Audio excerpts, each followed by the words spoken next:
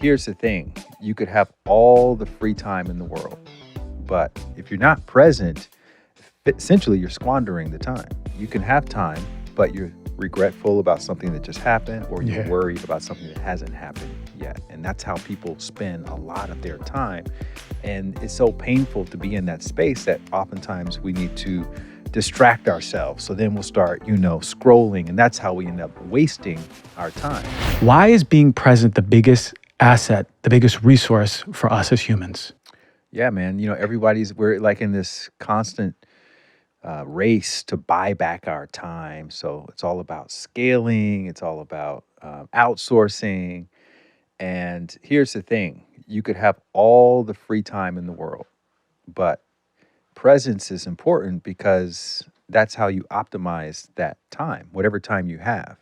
If you're not present, essentially you're squandering the time. And what that simply means is, and I'm sure a lot of people can relate to this, you can have time, but you're regretful about something that just happened, or you're Yeah. worried about something that hasn't happened yet. And that's how people spend a lot of their time. And it's so painful to be in that space that oftentimes we need to distract ourselves. So then we'll start, scrolling, and that's how we end up wasting our time. And when you're present, which is something that needs to get cultivated from the inside out, it allows you to be more discerning in how you use that free time that you happen to have. So you may think the most important thing is to send an email, or the most important thing is to scroll, or the most important thing is to watch TV or watch the next episode as you're binge watching something. But the most important thing may be calling up your mom, or playing with your kids, or, doing something self-care related, meditating, or going for a walk, being outside, all these kinds of things. And it's so easy to talk ourselves out of that if we're still caught up in what hasn't happened yet, or what did happen that we weren't quite satisfied with. So once you start to feel more and more present in your life as a result of your inner practices. And I'm not talking about just meditation, although I'm a big proponent of meditation, but also just like gratitude, just being grateful. That's a practice that anybody can do at any time. Breathing is a great practice. Random acts of kindness is a great practice. Being of service in some way is a great practice to get you more and more present. And once you start having those practices going and you start cultivating that stuff from the inside out, not only does it positively affect your physical state, but also affects your emotional state positively, as well as your mental state. We're living in this hypnotic mode, right? Because I hear you say there's so much more important things than scrolling or sending that email when you have that perspective of being present, because then you have perspective. But in this hypnotic state of, I'm just going to automatically reach for my phone, I'm just automatically going to watch the next episode, I'm just automatically going to be in work mode when I'm back home with the kids. How do we create that space so you can even right within that space be like, oh wait, no, I don't want to do this? Is there a way that, because I know that a lot of us, including me, sometimes are in the hypnotic mode. How do we create that space? Well, then I would say, man, meditation is the way to sort of target that particular. It's kind of like if you want to do a pull-up, right? If you want to do a pull-up, there are some preparatory exercises that you can do to target the muscles that are responsible for doing the pull-up. And so you can do, bench press all day long. It's not going to help you do a pull-up. Right. But if you do curls, bicep curls, that could help you because your biceps are engaged when you're trying to pull yourself up. And like that, if you want space, if you want that moment, that pause, that beat just before you react, because that's what it is. It's a reaction to some sort of stimuli that's causing you to feel something, feel bored or feel angry or feel anxious. And so the reaction is, let me pick up my phone and da-da-da-da. And it's automated because you've done it so many, me speaking generally, you've done it so many hundreds or maybe thousands of times. And so the way to disrupt that reaction is to pause. And so that's literally what meditation is. It's a pause. It's a time for you to stop the doing and to practice being. And the reason why it can feel difficult for people in the early days, meaning the first few times you practice it, is because you don't realize you're establishing a new habit, but you're also breaking an old habit. And that's what makes meditation feel hard. It's not the meditation itself. Just literally sitting there with your eyes closed, that's not hard to do. It's breaking the old habit of constantly distracting yourself from the moment. That's what's hard because the body wants to, it's been trained by you to want to be doing something. I have, where's my phone? Pick it up, but go do, occupy myself, be busy. And so that's all playing out. And as you continue to sit in that, you're literally creating spaciousness from the inside out. That's what spiritual minimalism means. It means spaciousness. Instead of worrying about clearing out your clutter on the outside, start to create more space internally. And then as a byproduct of that, you'll start to have that little pause that you want externally just before you react. Now, you may still react, but what increases is the lag time between the thing that offends you and the reaction to it. And that's not just for picking up your phone and watching the next. Anything. That's more even in relationships too, right? Absolutely. That's where it comes. That's really the field test of, or the stress test to what you've been cultivating, if it's really there or not. That's why Ram Dass says, it's easy to be Buddha when you're at your home, but try being Buddha when you're around your family. That's the true test of how much this stuff is stabilized. Yeah.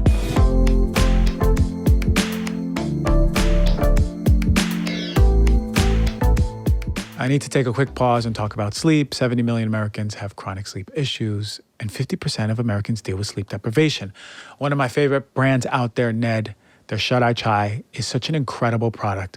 It's inspired by 5,000 years of ancient healing tradition and is Ned's biggest product launch to date. It's a mellow super blend latte for sleep that combines adaptogens, aminos, functional mushrooms, and magnesium. It's got some of the best ingredients out there wrapped in a heavenly masala chai spiced body. It's also got functional, really important ingredients for your health, like chaga, reishi, and ashwagandha that are deeply nourishing to the body to really get you off into a deep, deep sleep. Now, when it comes to Ned, they share all of their products, third-party testing. They have full transparency all the way from who's farming their product, where, and the extraction process. So this is why Ned has been at the top of my list for products and companies out there. Shut-Eye Chai does not contain any CBD, caffeine, melatonin, or dairy. It's part of my nightly routine. I start it a few hours after I eat dinner. It starts my rituals. I turn on my Himalayan salt lamp, warm it up, and I am getting ready for my nighttime sleep, winding down and getting a great, great sleep, waking up rejuvenated. Now, to discover how Shut-Eye Chai can revolutionize your sleep, you get 15% off with the code DRG. Go to helloned.com/DRG. Enter the code DRG at checkout. That's HELLONED.com/DRG to get 15% off and the sweetest of dreams.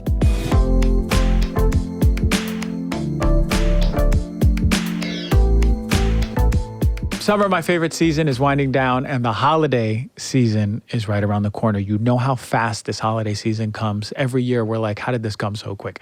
Well, I find myself getting back on track with my routine, my health, really being dialed in. But if you struggle to return to your health routine, there's a really valuable lesson here. We know all the majors, the eating, the exercise, but above all, sleep is so important. You're not going to feel good to exercise. You're not going to really want to eat healthy food if you're sleeping poorly. Sleep is the key to the body's rejuvenation and repair process. It controls hunger and weight loss hormones, boosts energy levels, and really impacts countless other vital functions. A good night's sleep will improve your overall well-being as much as anything else. That's why I recommend taking magnesium. Magnesium is something we're so depleted in, so many of us. Magnesium Breakthrough by Bioptimizers is my favorite product of all. It contains all 7 forms of magnesium designed to help you fall asleep, stay asleep, and wake up refreshed. The sleep benefits are truly remarkable. Once your sleep is optimized, you're going to find that you're able to tackle the rest of your day and all of your tasks much better. It's a game changer. Visit magbreakthrough.com/DRG, enter the code DRG10 for 10% off of any order. This special offer is only available at magbreakthrough.com/DRG. So, cultivating a meditation practice to open that internal space. So outside, you're able to make intentional pauses. You're more in control of your life in many ways. Yes. You're not on autopilot. You're not in reactive mode of picking up, reacting, picking up the phone, picking up the remote control to watch another show, arguing with your partner if he or she says something, which is a lie. I know a lot of people viewing, listening, they're like, wait a minute, hold on. My partner does say stuff and I get triggered so fast. So, which brings me to this. Meditation.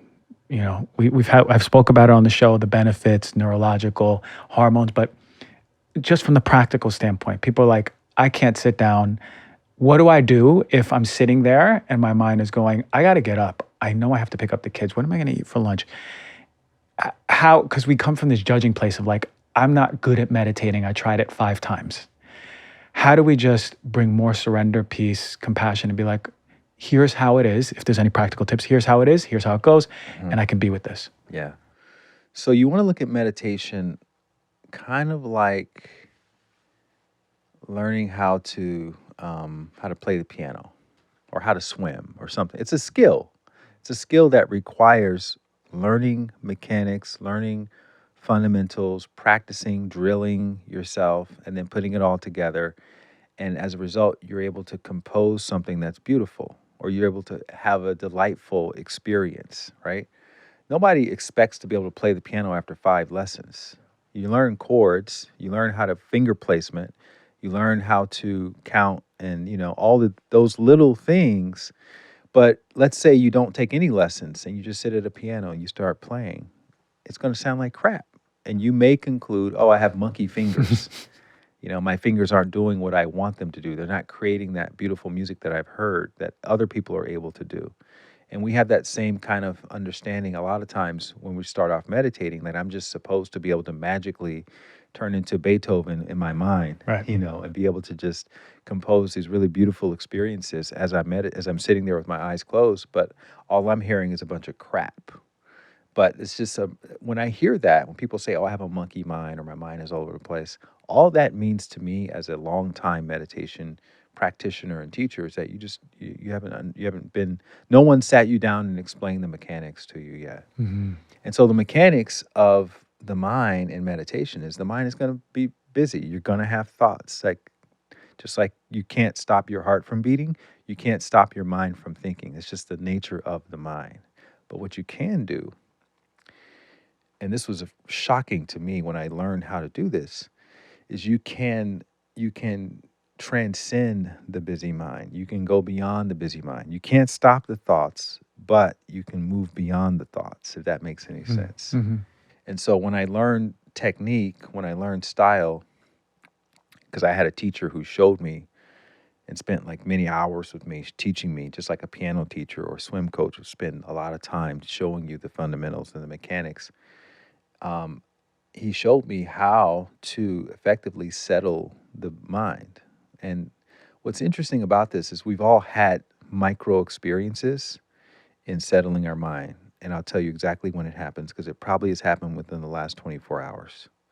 It's those moments where you're sitting on your bed or you're sitting on your couch, and it's at the end of the day, and you're trying to read a book or you're trying to watch something or you're listening to a podcast, and you're engaged in the activity, and then you reach a moment where time goes by and you're still on that same line in the book, or you've missed a big portion of the podcast, or the credits are rolling on the show and you don't remember what happened in the third act. But you're still sitting there. But again, it's the end of the day. So what does that usually indicate? The way we normally interpret that is, oh, I'm falling asleep. Yeah. I'm getting tired. That's why I dozed off or I had a lapse, right? So anytime there's a phase transition between waking, which is what we're in right now, and sleeping, there's a loss of awareness.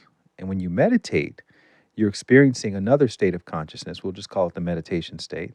And same thing applies. There's a loss of awareness. And it's the same kind of feeling. So when you're sitting there in meditation and you're thinking about the conversations, you're thinking about your to-do list, and you're thinking about, whatever's not happening, you can go two ways with that. You can either resist it because you have this expectation that your mind shouldn't be having this experience, in which case the volume of those thoughts is going to turn up. Or you can celebrate it. You can celebrate your thinking mind. At the very least, you can accept it. You can accept that this is the way of the mind.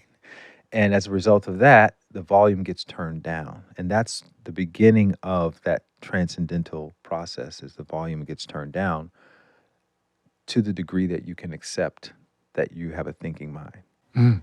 It's funny because ironically, the body, the mind, the human experience always wants that acceptance and surrender. And we have such a hard time surrendering just by virtue of the way we're constructed and conditioned, is to go and go and control and control. So what a daily practice to learn, if not at least for 20 minutes a day, what surrender feels like. Do you find that when surrendering and the volume lowers and that transcendent state starts showing up, that in the waking life, it's easier to make decisions that I'm going to surrender. I don't have to control this. 100%. It's a simulation. That's what it is. It's a simulation. So it's not possible to have that experience very intentionally hundreds of times and not have it bleed over into your day-to-day life. So that's where it comes from. That's why I said meditation is the bicep curl for the pull-up of creating space in between your day. So without even trying to create space, if you practice that over and over and over, you'll find that your ability to pull yourself up is just like, it's just a natural byproduct of it. Because the last thing you want to do is be in a situation, be in the heat of the moment and have to convince yourself to take space. It's Right. much harder. It's much more exhausting. Probably not even possible if you're Yeah. having to force it. Yeah. I mean, just imagine like having an argument with your partner and you're in the heat of the moment and you're going back and forth and then you're like, I gotta go, take space. That energy to do the opposite of like going forward with all that heat and moving away and retreating, it takes a lot versus having that spaciousness, as you said, having that, pull up awareness in the body going forth. So a lot of people go, you know what? I had this meditation teacher. He said, or she said, an hour a day minimum, or you're not doing it right. But then I watched YouTube and someone else said 15 minutes is all you need. We know time's an illusion, but is there a rule of thumb that people viewing and listening can go by? Or is there a way to know, okay, like I'm good for today? Yeah. So another aspect of meditation that I think it's good to consider is that meditation is a very generic term. It's a catch-all term it's applied to so many different things: walking meditation, eating meditation, gyrotonic meditation, whatever people want to apply it to, especially these days. And so depending on the activity that's being associated with the practice of meditation, it could very well be an hour-long experience. You could do a walking meditation for an hour, or you could do a breathing technique that's only 5 minutes, and that's very effective. And so it really depends. The style that I talk about in my book, Travel Light, which is more of a minimalist approach to meditation, what's been shown, if we're just looking at the science, let's say we're just looking at the science, okay, there's not a lot of science around walking meditation and eating meditation and these other kinds of things. But if you look at seated, eyes closed practices, which is 99% of meditation research has been done on seated, eyes closed meditation practices, which means you have to be in a chair or on a couch or perhaps on a cushion, and you have to have your eyes closed, right? Those practices, usually the ideal time is anywhere from 15 minutes to about an hour, okay? But going even more specific into that, there's a effect that's commonly known in the meditation world as the relaxation response, which has been shown in study after study to be the opposite of the stress reaction, which I think is what most people want to experience in meditation. Instead of becoming more stressed, more anxious, more depressed, you want to be less all of that. And so that's what the relaxation response effectively is. In fact, it's been shown to be able to rest the body 2 to 5 times deeper than the deepest sleep you can get at night, minute for minute, while you're engaged in that practice. The longest it can last is 20 minutes.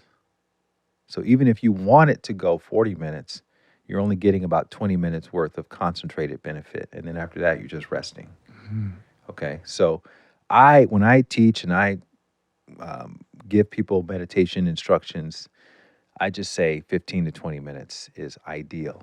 And then if you can do that in a way that feels relatively delightful and enjoyable, you'll have a practice that ends up enduring for the rest of your life. If you try to do 40 minutes an hour, you'll have a practice that endures for about a week. Right. And then you're going to stop doing it because it's not that enjoyable. Right. And it's And you're not a monk. And you're not a monk, right? We do have things in this society, in this life, and 15, 20 minutes is so doable. because a we scroll for that conversation. much. It's Yeah, a it's a scroll conversation. Yeah, session. Yeah, exactly, exactly. exactly. So when we're in that state, and we're feeling that 20 minutes, let's say we do 30-minute meditation, that 20-minute deep rest, deep response, deep connection to ourselves. If we do it every day, is it a cumulative effect, or is it okay to do it once a week? I want to know, like, are we still gonna compare it to working out, right? Yeah, yeah, Consistency, building that muscle. yeah. Because some people are like, oh, I meditate once a week. That's all I need. Right. And I'm like, really? Do you find benefit with that? So the way I like to approach these kinds of questions, because they're very common questions, is I like to reverse engineer. Okay, so what is the benefit that everybody wants to have in meditation? We'll just hypothesize they want to feel more peace, Yeah. or they want to feel more happiness, or they want to feel more fulfillment inside. Yeah. Okay, so let's take meditation off the table. Why don't people feel that now? Like, what's stopping you from having that experience? Mm. So there's another catch-all term, which you're very familiar with in your work, which is stress. So stress implies any type of reaction that you can have that is associated with anger, sadness, fear, boredom, maybe even maniacal behavior.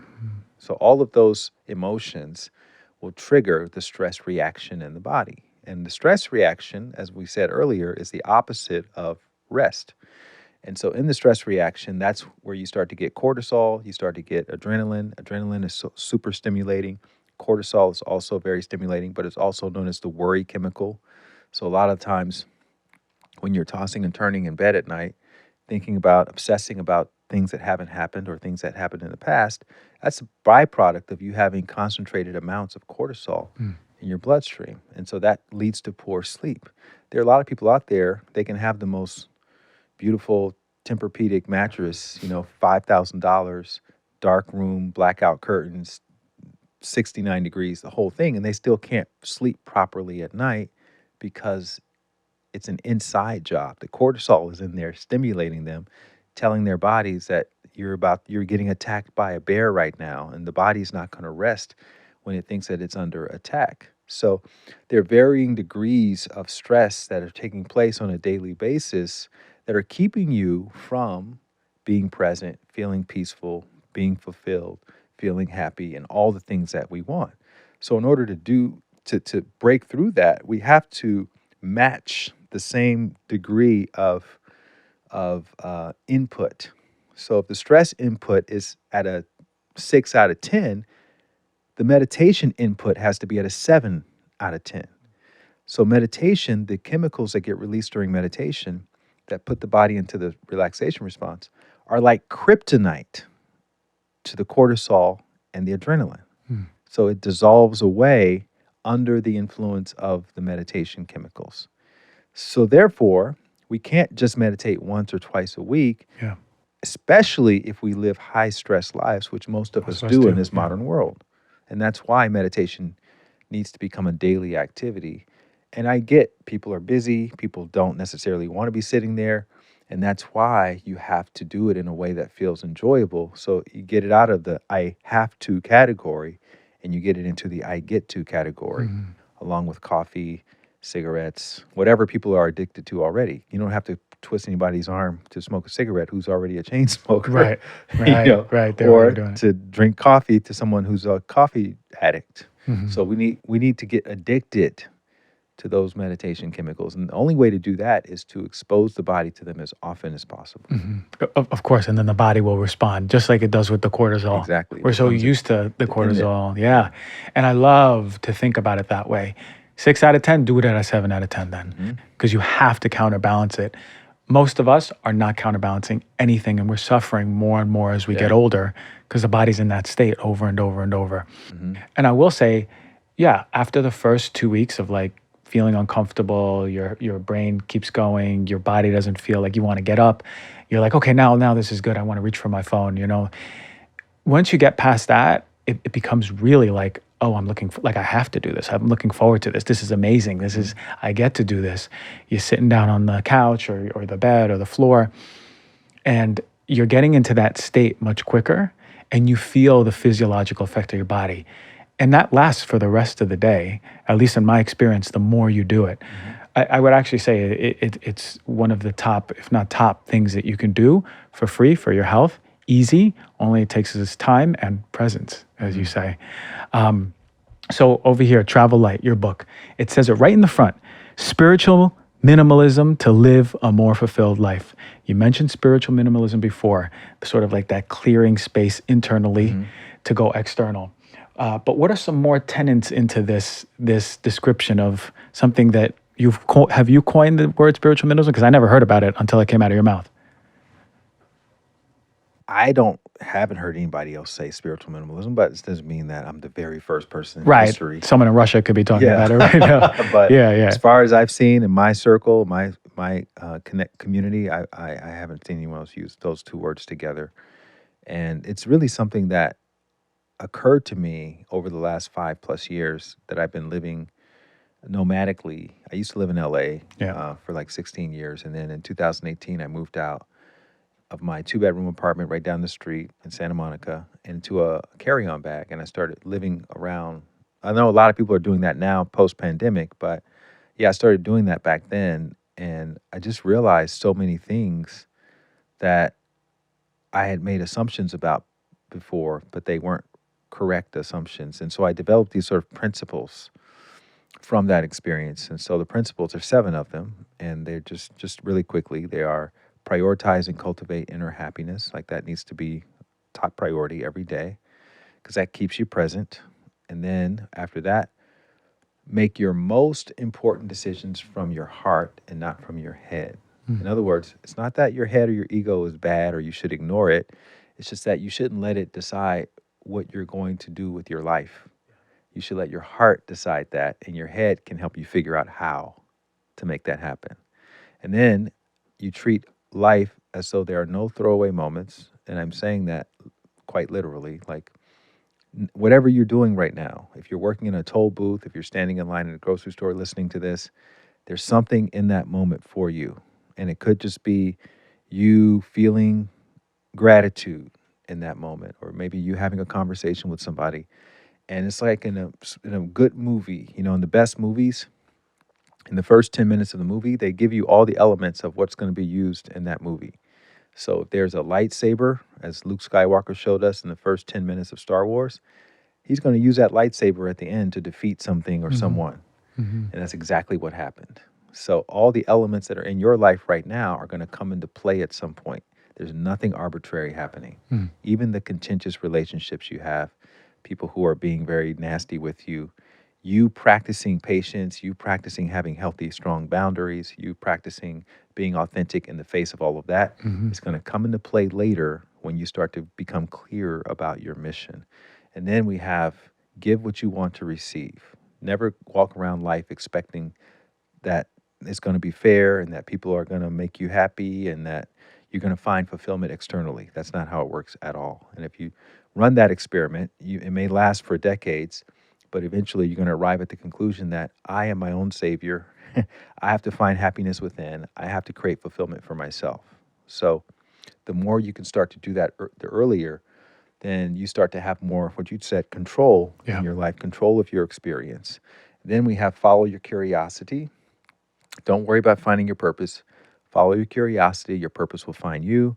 In order to do that, your curiosity is never going to lead you to places that are going to make you more comfortable. So you have to find comfort in discomfort.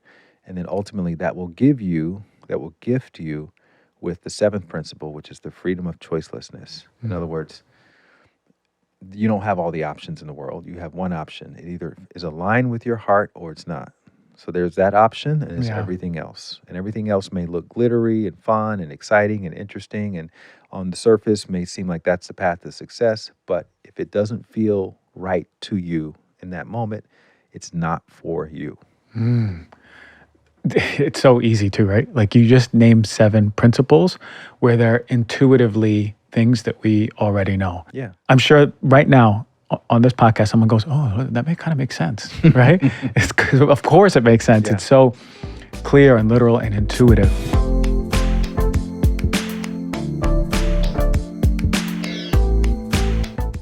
I know I always talk about sleep. I do. But it's so important. Birch mattress is my favorite bed across the board. They make mattresses that are crafted and organic with natural materials that have been sustainably sourced.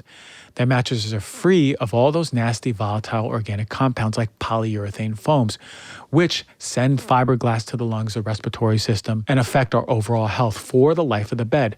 Birch mattresses are Green Guard Gold certified, which ensures us that we're not being exposed to any of these compounds. I've had my Birch mattress for about 2 years. What I love most is how fast I'm falling asleep, how it's mildew and mold resistant, how comfortable it is, and really that I can sleep deeply without worry, knowing that I'm not breathing in any of those nasty chemicals. With your Birch mattress, you get a 100-night sleep trial along with a 25-year warranty. The best part of it all is Birch delivers right to your door for you in the United States. And it offers in-home setup and removal to make your buying experience as convenient as possible. I love my Birch mattress. I think you will too. If you're looking for a new bed, check out Birch Living. Visit birchliving.com/heal-thyself to get 20% off a Birch mattress plus 2 free EcoRest pillows.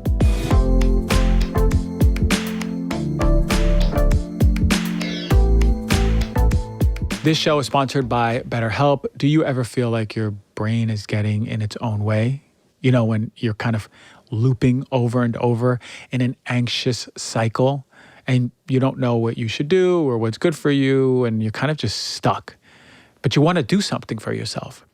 And this is why I'm always a proponent of talking. You want to talk about it, have that talk therapy to show you what's happening. Remember, talk therapy is so powerful and valuable at showing you that there's a tree. Working in the body gets you deeper, gets you deep into that somatic experience. Why is it powerful to express yourself through talking?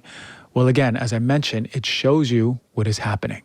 You get to learn positive coping skills, really how to set boundaries, how to feel more empowered, how to move through different things, how to communicate better with your partner, with your coworkers.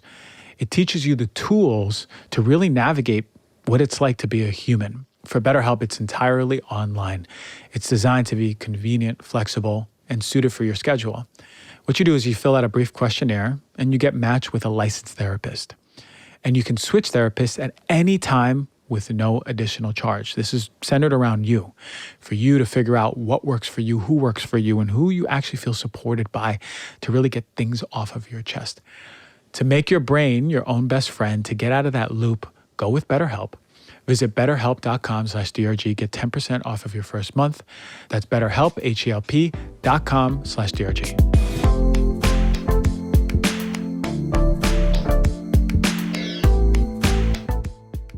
When you mentioned the head and the heart, that one really stuck with me because especially we as men are so logical in the head. It's very difficult for a lot of men, especially who haven't done that work to open their hearts, to make decisions from the heart. So listen, there might be a lot of women who identify like that too, right? How do we start making decisions from the heart? How do we even feel into the heart? How do we know, like, someone asked me to do this and I go, okay, yeah, that sounds pretty good. How do I know if that feels good to my body? Because a lot of us are so disconnected from it. See, we have two different gauges for what following our heart looks like. Yeah. So to people who are more feminine, they're predominantly feminine, their heart may have them, feeling more sentimental towards things, which of course puts men off to a certain extent, right? We don't have time to be sentimental about Right. this. We have to get busy, do our work. Yes. For men, and every man can identify with this, following your heart means doing the right thing.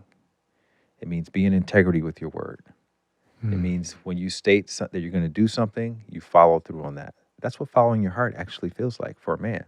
And that's what's hard for men. We do it, we have to do it, but it's not easy doing the right thing because the right thing is oftentimes not the popular thing.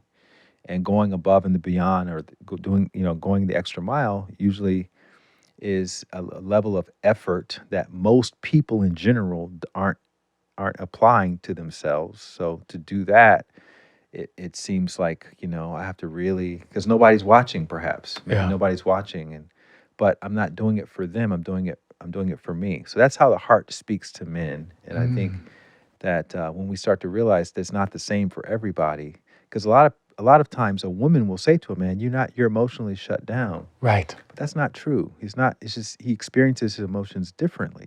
Like he emotionally is tied to providing for his family. That's the most important thing to his heart. The worst thing in the world as a man is seeing the women that you're caring for or that you're in a relationship with crying, feeling heartbroken, being Mhm. upset. That's like the worst. It just tears you apart. Right. And you'll do anything to not have to see that happen, to help them feel safe and secure. Mm. So, we when we start to realize that we experience emotions differently, then I think we can lean into that a lot more and not Mm. feel emotion shame because we're not experiencing emotions or emotional states in the same way that the other sex is experiencing Mm. them. That resonates so much because a lot of men go, yeah, I can feel, but like, I'm not the most sentimental person that Mhm. you're going to meet. But when you frame it into this is evolutionarily how we want to show up as men, then the integrity piece comes in, and it's the how am I showing up in this world? And you said unpopular and sometimes more work to stay in alignment with integrity, heart, expression, and it's just such a. I can imagine how many times men have stepped into this is easier. Let me just go this way, and then have betrayed their heart. Yeah. It's Yeah, easier to go and get drunk. It's easier to go party. It's easier to not do what I said I was going to do yeah, because who's got time for all of that? And right. they're not even paying attention anyway. And but so that's where it really comes into play for us, and it's very can create a very powerful life when you start to really honor Mm, those missions of your heart because mm. they all sort of tie to our personal mission. But in either way, you still have to have a connection to what is in your heart Sure. in order to stay in that integrity. Yeah. And Um, see, women call it passion. For men, it's a mission. it's a That's the mission. difference, but it's the same thing. It's the same energy on there. Yeah. Curiosity you mentioned now. A lot of people, and I'm so happy that you talked about purpose and curiosity, because a lot of people go, I'm in this job, I'm 30 years old, and I don't know what I'm doing. I don't know how I got here. And now I've been inspired by one of your guests or one of your shows, and I want to change, but I don't know what my purpose is in life. How do I find my purpose? You're saying, hold on, take a few steps back. Curiosity is your guide on this. How do we know what we're curious about? Because so many of us are like, I'm curious about, I don't know, this article on tech. I'm curious about this. What is truly in our heart curiosity? What does that feel like?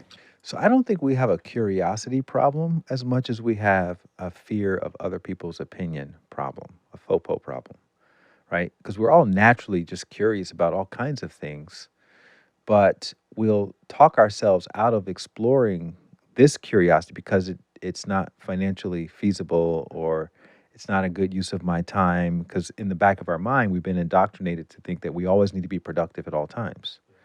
So I don't have time to stop and smell the flowers. I don't have time to just stare at the clouds and look at different shapes. I don't have time to go to the museum and spend an afternoon, wandering around aimlessly, which I call flaneuring in the book, and or playing with a little child or a puppy or something like. I'm a man. I need to be, Right. focused. I need to be productive because the other guy's getting ahead of me, and or I need to go out and find a partner. And so we prioritize productivity activities and we discount the activities that don't have a clear connection to success. But I would argue that your curiosity is actually taking you down a more adventurous path to success for you, which means that what you feel lights you up inside, that is what ultimately is going to feel successful for you. It may not happen a year from now or 2 years or 5 years or 10 years, but at some point in your life, when you look back and you do the assessment, you'll feel that the highlights of your life were those times where you were more connected to the things that made you naturally curious. And maybe that's having a family, maybe it's having a farm, maybe it's having a business, maybe it's going on a trip around the world, maybe it's spending time in India, whatever the thing is. Um, and the other thing is we talk ourselves out of it because the path of our curiosity oftentimes is uncertain at the beginning, right? So we want to look at whatever our purpose, passion, mission is. We want to look at it as a 10,000 step long process. All you're going to see at any time is maybe 10 steps. That's it. You're not going to see the other 9,990 steps until you get to you really get into the space where you've embodied it and you can look back, kind of like what Steve Jobs said at that famous commencement speech. You can only see how the dots connect in hindsight. You can't see them looking forward. So then he put himself in that calligraphy class and he did these other things that ended up being key and pivotal plot points to the development of all the things that he created with Apple. And so we just have to understand that we're all Steve Jobs. We're all our version of that. Our lives are all playing out in that same way. And we can't connect the dots looking forward. We just have to presume that the things that are naturally making us curious are going to at some point come into play. And so that in and of itself is a practice, giving yourself permission to just take those next 10 steps. Even though it looks like it's not productive, even though it's, all these things. And then one other point is, yes, you're going to be distracted. You may find yourself curious about 1,000 things at one time, but this is why my principles are ordered in that specific way. If you prioritize your connection to your inner guidance will tell you what's most important. Yeah. And so you'll have to then use a little bit of discernment to say, I'm interested in the polar bears, and I'm interested in how tall was James Brown, and I'm interested in, if Alexander the Great was gay or straight, and all these other things that I could be spending all day long going in rabbit holes. But I also am most interested in this other thing, and I want to devote a significant amount of time to this thing. And getting clear internally by doing a meditation practice will be a compass in showing you, Yes. okay, hey, pay attention to this. That's pay your attention internal to this. GPS, yes. Internal GPS. Yes. So a lot of us just have that GPS on standby. It's on autopilot right now. Yes. All we got to do is just kind of shake it up, clean the rust off, wipe off the dust, and press play, right? And then the discernment is such a powerful part, because what I find is the more that I'm connected internally, the more that discernment becomes easier. Because then I'm like, oh yeah, I want to know how tall James Brown was, but I want to learn how to paint this picture in the way that I want to more. Yeah, and it doesn't have to be a perfect thing. It's like when you're driving with your GPS. The GPS is saying turn right, but then you see something over on the left and it's really interesting to you, you can go to the left because guess what's going to happen? The GPS is going to reconfigure. Right. And it'll still tell you the destination is still the destination. So in your heart, you'll still feel that destination, even though you may deviate from the path from time to time. And that's the power of getting clear internally. You have to get clear internally first. Yeah, because it's going to keep Otherwise, bringing you just feel like I'm just all over the place. I'm just lost. And that's how people feel. Yeah, and that's how people feel. And I really think that state is driving so much physical disruption And because anxiety. anxiety. I'm not getting my life together. I don't know where I'm going. Right. We feel lost. Most of us feel lost without that GPS on play, on go, activated. And that also connects us more to the heart. And we also have faith because we know that there's something bigger than us we're connected to. So when we're following our curiosity and it doesn't make sense, especially to someone who loves being super productive, we go, okay, I'm still going to follow this. And you have that sensation, that intuition of let me follow that. And it's a beautiful thing because it's that piece of faith of like letting it unfold and just trusting that it unfolds in the way that will show you purposefulness. Yeah, I've got a nice little anecdote about this, if you have time. For sure. So I was in New York teaching meditation. This was a few years ago. This was several years ago, actually, like 10 years ago. And one night after one of my meditation trainings, I'm walking home. And, when I'm in this stage of my life, I'm primarily full-time meditation teaching, not really speaking a whole lot. I hadn't even started writing yet. And so I'm always thinking, okay, how can I teach more people meditation? How can I introduce this practice to more people? How can I help more people, et cetera? And I'm walking through Union Square, right? There's that Barnes & Noble at the north end of Union Square. It's like 5 levels. You know that one? I don't remember that one. I know Union Square, though. Okay. It's been a while since I've been in New York like it's that. right off North 17th Street, right Okay. on the north end. And it's like 9:45 at night. And I feel this internal guidance say, go into Barnes and Noble and get a Rubik's Cube and then learn how to solve it.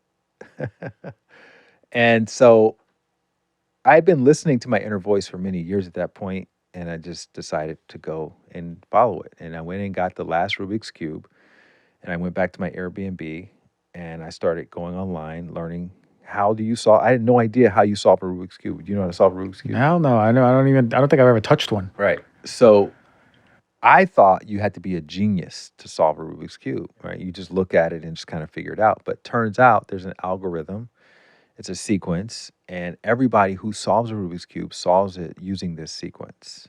So you just follow these, it's like 100 steps, and you memorize the steps, and then the guys who are doing the competitions, Yeah. they're just getting better Mastered. and better Yeah. at memorizing those steps. They Yeah. can do it in like 5 seconds. So so now I'm starting to work through the steps. And then my buddy, who's one of my friends who I'm always talking about business, marketing, and different ideas about, he calls me and he goes, "What are you doing?" And I said, I'm trying to solve a Rubik's Cube. And he lays into me, "What are you doing? You need to be figuring out how to teach more people Right. meditation." and blah, blah, blah, blah. Business. Yeah, you're wasting your time. So anyways, I went back to solving the Rubik's Cube, and something occurred to me the next day.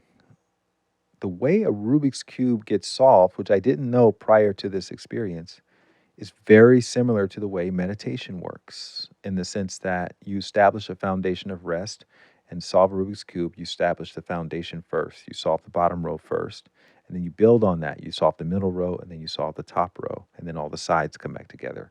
So anyways, I made this really interesting connection that was interesting to me, Yeah. related to meditation and Rubik's Cube, and it kept percolating. And then eventually I said, I need to make a video about this. This is crazy. I need to show other people in a very simple way. So I got my point and shoot camera. This is before smartphones. I think we were on Blackberries at that time.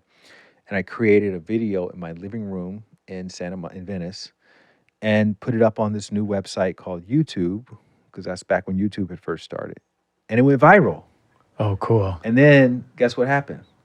People started coming to learn how to meditate. Oh my God. It Yeah. started spreading through the meditation community. Yeah. That's how the heart works. Mhm, That's how that GPS works. So it may appear as though it's taking you off your path, doing this thing that doesn't seem to be very productive at all, but it's also guiding you to some other more adventurous route along your path that's going to end up placing you where you ultimately wanted to be, but in a way that's not even in your imagination. And so I learned how to solve a Rubik's Cube. I learned, problem solving. I learned how to create a video. Now I create videos prolifically. I learned how things go viral. I learned all these different skills in that process that I was then able to apply to my professional life and my personal life down the line, that I probably wouldn't have done if I'd just been focusing on, okay, I need to run more ads, or I need to do this, or I need to do that for marketing. It's sort of that, just having that internal voice being able to lead you and guide you, because you were connected to it. Because I never passed a Barnes & Noble and said, go get a Rubik's Cube. But you probably had your version of that. For different versions of it. Go in the store and get a baguette, or go here. It's so crazy, man. I feed just the pigeons. I walked past this store, and I was like, I had to go home because I had to finish all of this content that I wanted to do to send to the team. And this was just this week, and I passed this place on Rose, and it was a new place, and it had a kimono on the front of it, and I walked past it, and I felt, speaking my language already. I was like, oh, that's a nice kimono, but I'm like, it's on Rose, it's probably triple the price. And I stopped, and my body's like, go back in there, go back in. And I was like, it feels like. It's like We've all had that feeling. Exactly. We don't always honor it. No, we rarely honor it. I went in there, I spoke to the person there for an hour. We were just vibing on so much stuff. I was doing fashion shows with all the kimonos in there. They were taking pictures. It's like I made a fantastic friend just from opening the possibility that I don't maybe have to do this right now, and I'm going to listen to my intuition. And who knows how that's going to play out? And who knows how it's going to play out? In Thailand a year from now. Exactly. And that's what I'm saying. You run into this person. Exactly. And they happen to know the diplomat of this or that. Next thing you know, you're in the president of Thailand's private estate. Exactly. Having some other experience. Exactly. Because you went in that store. That's how it works. You see, this is how, and it is beyond the level of imagination that I can even think about. We just surrender that I'm going to listen to that's the only responsibility we have, to feel. I bought that kimono. And it was a nice one. Oh, you better believe it. It's cheetah print. What's the when they wrap cars and it's like a hologram? Yeah. Like that sort of, dude, it's crazy. Yeah, it's like a matted, luminescent vibe. Oh my God. I don't know. I love kimonos, bro. Okay. Anyway, but the point is, like you were saying, just truly listening and being guided by that. Like, dude, I stopped stop me. Put a brakes on, and I was like, go in there. And I was like, I don't want to go in there. It's like, go in there. Yeah. So I love that. We have this book, Travel Light, and literally the book is light. How many pages are in here? It's like 200 pages. 200 pages. This is like a and it's made to be, it's not written to be read from cover to cover. It's made to be experienced how people actually experience books. The first time you see a book that you like the cover, you pick it up, and what do? You flip it to the middle somewhere, and you just kind of flip around, and that's how it's made to be read. You just flip it open. Your heart will tell you what you need to read in there. And so just go where your eye lands and start reading from there. That's perfect, man. I feel very fulfilled by this conversation, man. I've been meditating on and off for so long, but now I'm like, no, Christian, more consistency. And, your groundedness, your presence, what you want to bring to the world. The 7 steps are I'm blown away how easy they are. And how attainable they are. They're easier said than done. Easier said than done, right? Because all of a sudden we have it on our whiteboard and we're doing it for a week, and then we're like, I missed number 5 and 4 and 3 this week and this month. But it's the practice of like getting those new habits in, as you said. So all of the viewers and listeners, I'm gonna challenge you right now. 1, get the book, put those 7 things on a whiteboard. See if it aligns with you. Start following it. Start a meditation practice, like you said, 15 to 20, 30 minutes. I'll show you exactly what to do in the book. Exactly what to do. This is your new guidebook for this. And man, how can we find all of your information? Where do we find you? The main hub is my website, lightwatkins.com, and then on the socials at lightwatkins. Okay. Everyone, go check it out. Follow, get grounded, get in the meditation sit stance, the eyes closed, connect to the body. Have this as your guidebook. Travel light, man. I appreciate you. Thank you so much for coming on the show. Thanks for having me. I'm honored.